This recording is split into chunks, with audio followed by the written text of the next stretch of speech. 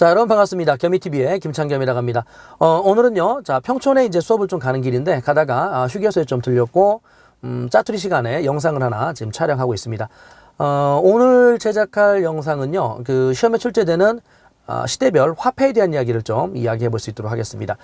첫 번째 이제 고려시대부터 말씀드리면, 고려시대에 건원중보라고 하는 최초의 화폐가 발행이 되는데, 이 건원중보는 이제 성종이라는 왕 때 발행이 되거든요. 재밌는 건 이제 철전입니다. 우리가 이제 일반적으로 화폐하면 이제 동전만 생각을 하는데 얘는 철전이었었다는 거죠. 아무튼요, 그러면 이 철전을 발행했었을 때, 당시에 이제 국가가, 공무원들한테 이걸 월급으로 줬단 말이죠. 그랬더니 이 공무원들이 이게 뭐지?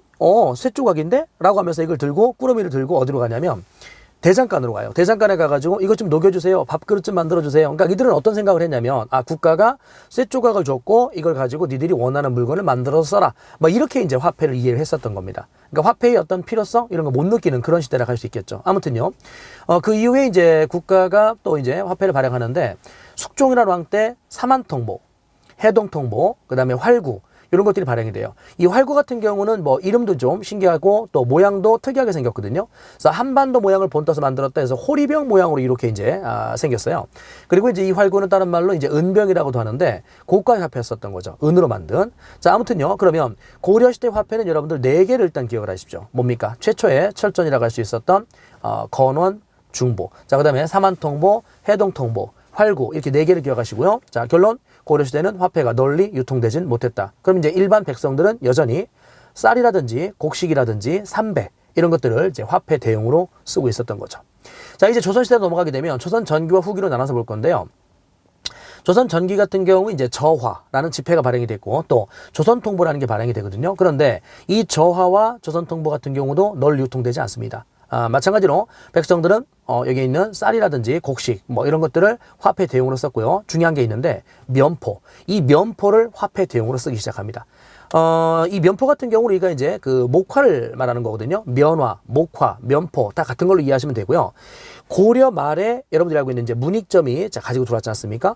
그래서 이거를 자기 장인 어른이었었던 정천익이라는 사람한테 이제 맡겼고, 자, 이것이 씨를 몇 개 심었는데 그 중에 이제 일부는 죽고 또 일부가 살아남았을 것이고, 그걸 씨앗을 다시 채취해가지고 내년도에 다시 심었고, 이걸 몇 번 반복하는 과정에서 이제 재배할 수 있는 방법, 노하우를 이제 터득하게 된 거죠.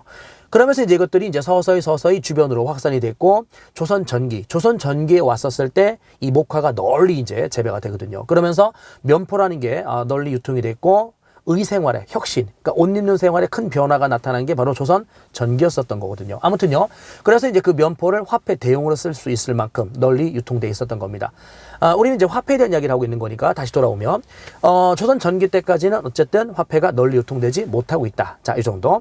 조선 후기로 가볼까요? 조선 후기에는요, 전국적으로 화폐가 유통이 됩니다. 이 전국적으로 화폐가 유통됐었을 때, 당시에 그렇죠. 상평통보. 이 상평통보라는 것이 널리 이제 쓰이게 되는데, 상품화폐 경제가 이제 활성화된 게 조선 후기인데, 여기에, 대동법이라는 거 기억나시나요? 이 대동법이라는 거를 이제 제가 영상으로 또 하나 만들 건데, 대동법이라는 건 이제 간략하게 말씀드리면 어떤 각 지방에서 납부해야 될 특산물, 그 특산물 대신에 이제는 쌀이나 돈으로 내라 이렇게 바꿨던 게 대동법이잖아요.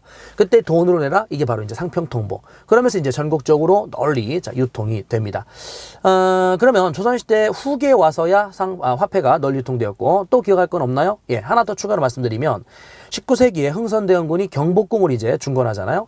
이 경복궁 같은 경우는 그 임진왜란 때 당시 이제 그 백성들을 내팽개치고 선조라는 당시 왕이 의주로 혼자 피난을 떠나지 않습니까? 그랬을 때 백성들이 화가 난 겁니다. 자기 혼자 살겠다고 이게 뭐지? 라고 하면서 이제 화가 난 군중들이 경복궁을 불태웠었던 거고, 이 경복궁이 불탄 상태에서 이제 방치돼 왔었던 거죠. 자, 이거를 다시 한번 이제 중건함으로써 왕실의 권위를 회복하겠다. 이게 이제 흥선대원군의 개혁 정치거든요. 그래서 흥선대원군이 이걸 개혁하면서 돈이 없었어요, 국가가. 그래서 이 돈이 없었기 때문에 당백전이라는, 그러니까 기존에 뭔가의 화폐가 있는데 그거의 100배 가치에 해당하는 그런 화폐를 추가로 발행을 합니다. 이게 100배 가치다 뭐 이게 중요한 건 아닌 것 같고요. 기존에 어떤 화폐가 널리 유통되고 있었어요, 전국적으로. 그런데 추가적인 화폐가 이렇게 발행이 되지 않습니까? 그럼 시장에 유통되는 통화량은 어떻게 되겠습니까? 많아지겠죠. 통화량이 많아지니까 화폐의 가치는 떨어진단 말입니다. 화폐 가치가 떨어지니까 결국 물가는 상승하죠. 이 화폐 가치와 물가는 이제 반비례 현상을 일으키거든요. 아무튼요, 물가가 자 26배 정도 자 폭등을 하게 됩니다. 그러면 이제 서민들의 어떤 먹고 사는 문제에 많은 어떤 어려움을 가져왔겠죠. 자, 이렇게 이제 화폐는 마무리가 됐어요. 조선 후기에는 그러면 상평통보하고 당백전. 자, 이렇게 우리가 정리하면 될 것 같고요. 이 당백전을 설명하면서 제가 물가가 상승한다고 그랬잖아요. 근데 나중에 보면은요, 우리나라의 재정 고문으로 왔었던 일본인 메가타가 1905년도에 화폐 정리 사업이라는 걸 합니다. 그 화폐 정리 사업에서는 자, 물가가 떨어져요. 그래서 이 부분도 제가 새롭게 영상을 제작을 해서 비교를 해드릴 수 있도록 하겠습니다. 자, 오늘 이야기한 부분은 자, 시험에 출제되는 자, 화폐들에 대한 이야기. 그래서 고려시대 4개. 됐죠? 그 다음에 조선 전기에 2개, 조선 후기에 2개. 자, 이렇게 여러분들이 기억을 하시고, 고려시대와 조선 전기 때까지는 화폐가 널리 유통되지 못했다. 널리 유통된 시점은 조선 후기 때부터라는 거. 자, 이렇게 요약 정리하시면 될 것 같습니다. 도움이 되셨다면 자, 구독과 좋아요 꼭 눌러주시고, 자, 더불어 알림까지 설정해 주시기 바랍니다. 자, 저와는 이제요, 또 다른 영상을 가지고 여러분들과 만나 뵐 수 있도록 하겠습니다.